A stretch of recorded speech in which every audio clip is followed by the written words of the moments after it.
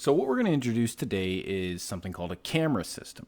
Now, you've been making games for a little while now, and what you've realized is that when you're moving your character around the screen, you're only kind of moving your character around the screen. So yes, you're physically translating them from point A to point B, but as soon as you're in a world that's bigger than one screen size, things change. So imagine a game like an Endless Runner, where the platforms and the obstacles and everything like that are coming towards the player. Imagine a game like Super Mario Brothers, where you got to get from point A to point B, and point B is way down the path, things like that.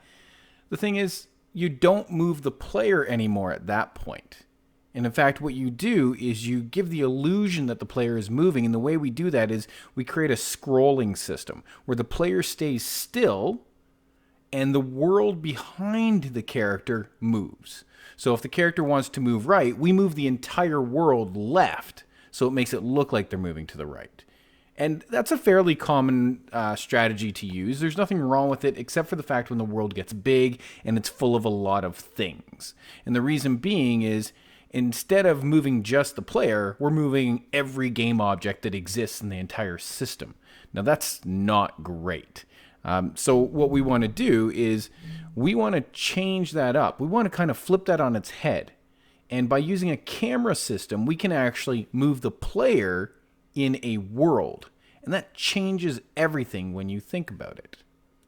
So I've created a manual for this library the same way I created a manual for the helper library as well as the animation library. And the reason being is that it can get fairly complicated. But I did want to show you one diagram that I put in here for it. So what we see up here is, imagine a really long world. And it's impossible to show that whole world at once on the screen and still be playable. So what we want to do is we want to look at a piece of the world. So this is what we call our screen space. Up here, this is the world space. This is the entire world in one spot. But we can't actually, as I said, we can't actually deal with the whole thing at once because we can't physically see it. So how are we going to make this work? The way that I want you to visualize this is like this. Imagine this entire world is thumbtacked or stapled to a table. And this rectangle is like a picture frame that you're just kind of setting on the table, and that's what you're looking through. Whatever is visible through that picture frame is what we can see as players. So as you move that picture frame around, it's moving on the world stays exactly where it is. Well, that picture frame is our viewport, our camera's viewport. And what we do is every single update during the game, we basically say, hey, camera, point at this target. Usually that target is going to be our player. Sometimes it might be something else if you're trying to achieve different results, but for the vast majority of time, it's going to be the player. And it basically tries to center the player in the middle of its viewport. Now that may not always be possible because maybe the player is all the way on the edge of the screen, so there are certain limitations built into the camera system to account for that kind of stuff. So if you go too high, the camera view is not going to go higher than the map that actually exists. It's just going to kind of stop there. So I want to talk about this idea of world space versus screen space for a second. So imagine the top of the world is located at 0, 0, okay? But that means that the top left corner of the screen is not. It maybe it's over, let's say, I don't know, 800 pixels and down 100 pixels. That means its coordinate relative to the entire world is 800 by 100. But from our viewpoint, from the player's viewpoint, we are only looking at the screen. And from our viewpoint in the screen, 0, 0 is the top left-hand corner. So what we have is we have two origins. We have the world origin, so nothing in the world moves. It stays exactly where it is in terms of the environment. But then we have the screen coordinates. They are relative. They move around. So the 0, 0 of the screen is always 0, 0 of the screen, but where that screen is located may change. So it's a relative position based on the world. Okay, so this is important to realize because you may need to go back and forth between these two coordinate systems. So you may need to know, say, for example, if you're clicking somewhere on the screen, where does that exist in the world? Did you just click on something or did you not click on something? Right? So you may need to do this for collision detection amongst other things within your game. All right, so what other applications do we have for camera systems? Camera systems are super duper versatile, especially when you start using more than one of them. So we can actually have multiple cameras going simultaneously. And I'm going to have a second video that goes over that in a little bit more detail. But for now, let's get the basics of a camera system going. So we have a few things, a few criteria that we absolutely need to do. First of all, you have to download the camera DLL file, and you have to add a reference to it. So that's on our Google Classroom, the same as all of our other stuff is. All of our other libraries, download it, put it into your project folder, add a reference to it, and then add the using camera command in there. Now you have access to the camera. Then we need to define a few variables. So I'm going to show this to you in code as well so we can see both setups. So here's the code. And the first thing I have here is my camera library. All right, sorry, not my camera library, my camera object. It's of type cam2d because it's a 2D camera. And there's its variable. Now the next thing I'm going to do is I'm going to include a few variables that are going to be needed for my camera. So for example, what the current zoom level of the camera is. That's right, we can zoom in and out of the world. So like a real camera. So we can go right in there. So we have these two variables, zoom speed and rotate speed. I'm going to use these to decide how fast I zoom in or how fast I zoom out. And you'll notice rotate speed. Rotate is exactly what it sounds like. It gives us the ability to rotate the camera within the world. The world itself doesn't move. Just what we're looking at moves. Okay, so, just what we're looking at, just like the camera itself is what's rotating, and the world stays exactly where it is. Okay, so those are going to be used to kind of customize and tweak the settings of our camera. This is one of the most important variables. This is the rectangle that holds the boundaries. Think of it like the bounding box for our entire world. Now, I purposely loaded an extremely large map in this demo. So big, in fact, that I couldn't actually store the map in a single texture 2D because the system wouldn't be able to draw it all at once. So what I did was I took this giant map and I cut it in half. So I actually have two background images. So my world bounds is actually the combined size of the two. So I'll show you that right here. So I have a left background and I have a right background. And I just kind of draw them side by side. Let me show you what the demo looks like so you can see this. So this is our world. This Mario is actually part of the artwork. This is the Mario that is our player. And we have the ability to move Mario around. Now there's no physics or anything like that applied. It's just, I'm literally just moving, translating from A to B. But you'll notice as soon as Mario gets to the center of the screen, everything starts to kind of go with him. Now if he starts to go up, it will go up with him as well. As soon as he passes those thresholds. I can go back and I can go forth and everything like that. I can even zoom in and zoom out. You'll notice that it won't let me zoom out any farther than this because I've set a maximum. That's a choice that I made when I created the camera. And I can zoom in. Sorry, the zoom in is the choice I made. The zoom out maximizes at the size of the world itself. So using the world bounds, it restricts you so you don't actually go past those boundaries. So right above here is blackness. There's nothing actually there. Okay? But I can zoom while I'm going. And here is the crazy rotation that I said you should probably rarely use. Oh my goodness. All right? And you can actually have, like, when I press move, it's moving. You can see that the world itself is still normal. It's the camera that's rotated. Think of like the camera is just kind of tilted right now. Whoa. If that don't make you a little nauseous, I don't know what will. I can... Yeah. Anyways. So we have this camera system that we are going to take advantage of and all the different pieces. You notice the numbers on the screen right here. So I'm showing you a few different things. So the blue numbers are the player's coordinates. So the player's world coordinates, right now, the top left-hand corner of the player is located at 9,540 to the right and 400 down. So that is way farther than any of our screens have ever been up to this point. And then in terms of his screen coordinates, so where is he located on the screen itself? Well, that's that 385 by 351. So 385 from the top left-hand corner of the screen. If I start to zoom in, those screen coordinates will change because what I'm looking at is different. Zoom right in there. And now its Y value is only 172. If I move it up or down and things like that, and I can zoom out and all that kind of stuff.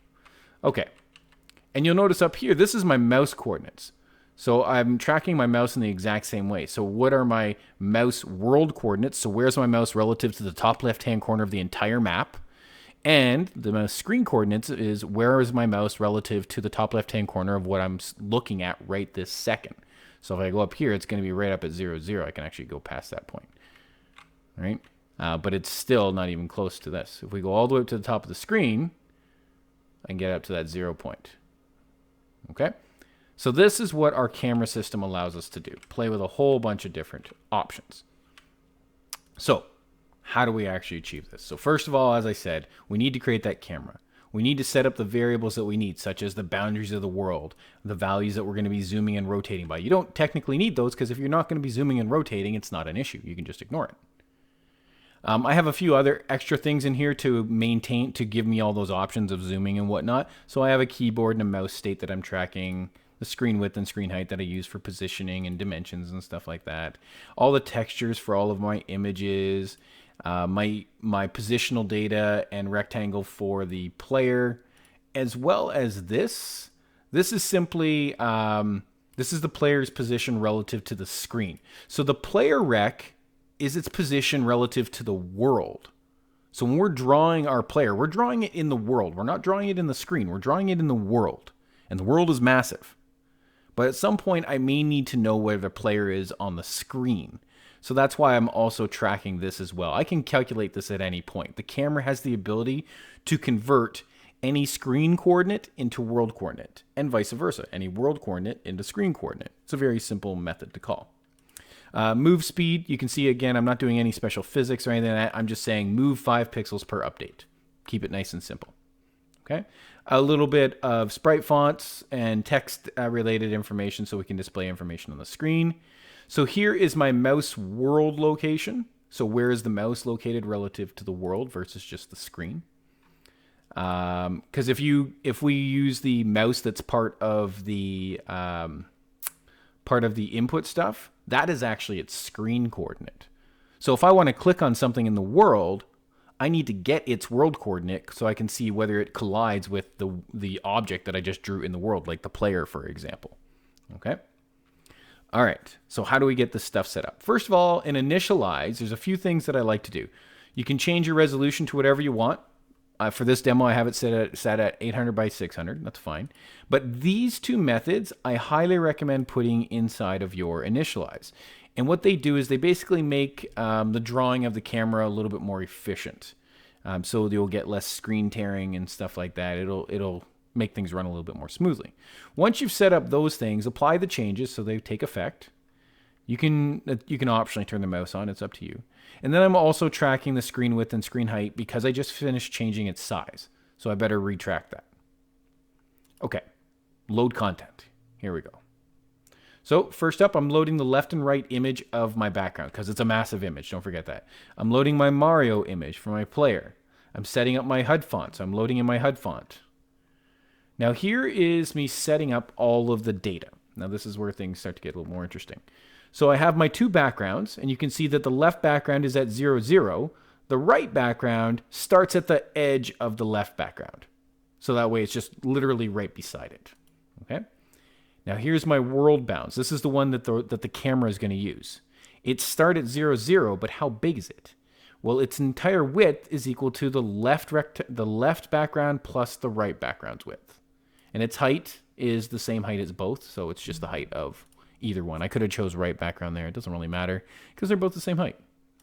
So that's my world bounds. It's now the size of the whole thing. The player, where's the player located? So for now, what I did was I set the player at 50 pixels over from the left-hand side of the world, and I put it just off the ground. So there's the world bounds.y, so wherever the world is located. I added on the height of the world. I subtracted 100 pixels to offset it to make it look like it's standing on the ground.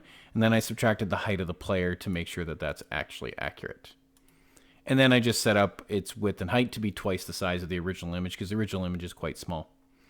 And then the player position, which is its true position, I just set it equal to the rectangle which we just set. That way I can move in partial pixels if I want to. Don't really need to in this demo because I'm moving by a flat 5 pixels per update. But if I wanted to change that, I could. all right, just to keep things consistent with all the other stuff that we've been doing up till now. And then this is just me setting up vector 2s to draw text on the screen. Nothing special there. But here is the most important part, setting up the camera. So it has 6 parameters. The first parameter is basically the viewport. That's that window, that frame that we were talking about. So where is the viewport? What is the viewport? How is it going to draw that? All right, so it needs to know what viewport it's looking at. The next is the boundaries of the entire world, that rectangle. The zoom level you want it to start at. So by default, we have this at 1 magnification, so 1.0f. And now this is the maximum zoom. So this is, you can zoom in up to 4 times the original zoom. And then here we have current rotation. Typically you're going to want to start that at 0, I would assume. And then your player rec is what it's looking at. So it's going to start at looking at a specific point. So if I had this starting at, say, the origin 0, 0, then the camera would be looking at the top left-hand corner of the screen, or the world. Whereas right now I have it looking at the player rec. So it's going to do its best to put that player rec directly in the center of the camera. Now again, it's going to adjust for the fact that the camera is not allowed to leave the boundaries of the world, just to make sure that everything stays pretty. Okay, so that's it. Those are the 6 items that we need to do. Set up the camera. Well, that's the majority of the stuff. There's not actually that much more. I have a lot of fluff in here just to kind of demonstrate those things like zooming and stuff, but there's not much to it. So if we go down to update, I'm updating the mouse and keyboard because we need to. Here, I'm getting the mouse world location just to display it on the screen, so you can see me use that conversion method, screen coordinate to world coordinate. So I'm taking the mouse's current position and I'm converting, so this is in world coordinates. So where it is in the, this is in the screen, where it is on the screen, and I'm going to convert it to where it is relative to the world. Now this may be useful, as I said, for like clicking on things that exist in the world. I've added a timer just to show you that we can have a HUD, a heads-up display. Now, you should probably be thinking, well, where does that go? If it's on the background, if it's on the world itself, if we move our screen, we're not going to see it anymore. Well, I'm going to explain that to you for a second. Now, remember, I want you to visualize this picture frame where all we're looking at is a square with a piece of glass on it, right? There's no picture in it. We're just using it kind of like a viewfinder, like a window. Okay. So just to keep things straightforward here, go over this. So zoom functionality, when I get the up key, I zoom by zoom speed. When I get the down key, I zoom by negative zoom speed. So I'm going the opposite direction. You can see it's just cam.zoom, cam.zoom. Rotation is exactly the same, cam.rotate. If I hit the left arrow key, it's going to rotate the whole thing left. In this case, it's how many degrees you want to rotate by. And then if I hit the right key, it's going to rotate to the right. Okay. So that is zoom and rotation. Again, not too much there. Now this is where things are a little bit more hectic. So if I want to move, so if I get the D key, for example, which is, you think WASD, D to move right, I'm calling this move horizontal method that I created. I'm passing in the speed I want to move, the player's current rectangle, so where they're located in the world, okay, where they're located in the world, and their current true position, again in the world. This true value, we'll come back to that when I go into the method. And this method, what it's going to do is it's going to return me the new position of the player. This is the true position of the player after I've tried to move them horizontally. I say try because it's possible that it collides with the edge of the screen and it can't move anymore. So let's go down into this move horizontal method. You'll notice that there's move horizontal and there's move vertical. And the only difference between these calls is one's moving positive, one's moving negative. Negative, positive. Okay? So let's go down into this method. So it's a very small method. This Boolean is restrict movement.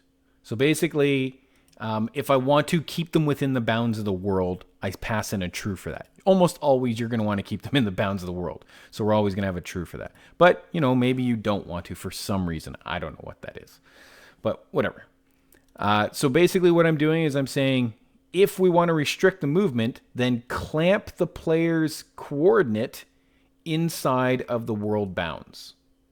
So there's the left side of the world, and here is the right side of the world. Really, it's the right side of the world minus the player's width. That way the player actually stays on the screen. And we're checking that against the player's current coordinate plus how much we want to move by. So basically, we're checking to see whether we can move. And if we can move, we're going to make sure that it's always within the boundaries of the world. And that's what gets returned. Now, if there are no restrictions, we just add the amount on no matter what. But rarely, as I said, are we ever going to do that. So we move horizontal by just simply moving it and then forcing it in between the range. So that's what move horizontal does. Move vertical, it's the exact same thing, but it forces it within the vertical range. The top of the screen and the bottom of the screen. Exact same thing. So going back to where we were. So we move the player. So this is their true position. Once we move their true position, we can now set their draw position, which is what that does. This is the exact same thing that we've been doing with translation before. We're just doing it within this world. You notice this has nothing to do with the camera, though. This is just moving the player. There's nothing weird or new here. Just moving the player. Here you see me retrieving the player's screen location from their world location. So world to screen. So here's their world location. I'm going to convert that into screen location. Why am I doing that? To do nothing more than display it on the screen. I'm not actually using it in any effective way. And the last thing that you need to do in update every single time. So after you've finished all your movement, all your collision, all your everything, tell the camera to look back at the player again. If you don't do that line, the camera's not going to follow. It'll just stay exactly where it is. Okay? So if I leave this alone, or if I comment this out, and I run the program now, so now that I'm moving, you can see the camera is no longer following me because I didn't tell the camera to look at the player as we were going. Okay, so we need that look at method. Okay, so quick summary of what we've done so far. We created the camera. We set up all of its data, including its world bounds. Down in initialize, we set these two lines to make sure everything runs smoothly. In load content, we loaded all of our images stuff, but in terms of the camera, we set up the world bounds, we set up the player's location, and then we loaded the camera with its 6 settings. Down in update, we added the options of zooming and rotating. Not necessary for every game, so if you don't need it, don't put it in there. We added options for moving the character around the screen, which we plan on looking at. Once we're done moving that character, we're going to look at it. So if you really think about it, we haven't done that much. It just sounds more complicated than it really is. And then we go down into draw. And I have this handy dandy method called draw cam view. So you'll see that I'm only doing 2 things inside of here. Draw cam view and draw HUD. Now there's no spritebatch.begin or .end here inside of draw. Why? Because each one of these is going to do their own. And you'll see why in a second. Let's go down into HUD first, because that's something you will see is very familiar. We have our spritebatch.begin, and we have our spritebatch.end. And inside of this, I'm drawing my time. I'm also drawing the coordinates of the mouse and the coordinates of the world. Now, look at the screen for a second as we run this. Now, when I move, you'll notice that those things move with me, no matter where I am. And that is because where they're drawn. We are drawing them in the standard sprite batch, which means if you visualize our picture frame sitting on the map, sitting on the table, all of these elements are, it's like they're painted on the glass. So wherever we move that frame, they go with the glass. So that's how we draw our HUD. We draw our HUD inside of our standard sprite batch. And this differs from drawing the actual camera, because look at this. This ugly thing is how we tell it to draw to our camera. Now you can copy and paste this entire thing. The only thing you'll need to change is make sure that whatever's there, it matches the same name as your variable. In my case, it matches the name of my parameter there. This way I can use this thing with as many cameras as I would like. Inside of here, all I'm doing is drawing the background, and I'm drawing the player. And then I'm ending my sprite batch. Okay? So draw the camera. Comes in, sets up its special sprite batch, draws all its stuff, it ends the sprite batch. Comes up here, says draw HUD, goes in here, draws the standard sprite batch, which is going to draw it right on top of our viewport, draws all of its standard HUD stuff, and then ends. And that's the entire thing. So set up your camera, set up your world bounds, load your camera, tell your camera to look at something, and then draw your camera. That's everything. So that is all inside of our manual, if I can find it.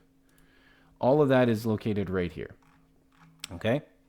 I will upload this demo program for you as well so you can tinker with that.